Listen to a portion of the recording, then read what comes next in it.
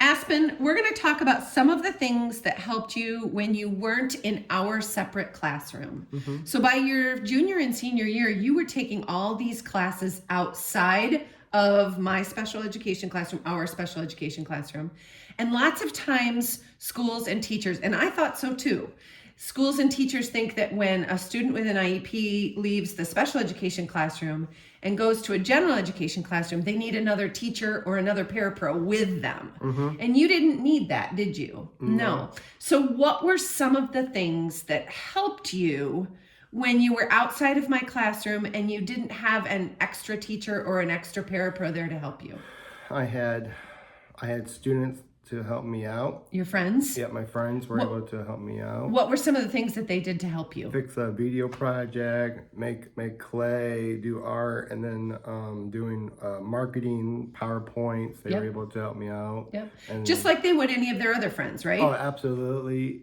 I did have help with personal computers with Shanna, making a video edit with Wally. Yep. She took care of it, and then we were making to a duck fin with Brian Kelly, and he helped me make a duck fin.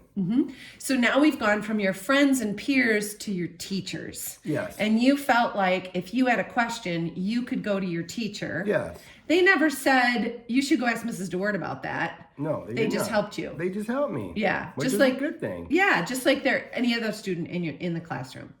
Okay. Sometimes I would give you a different assignment.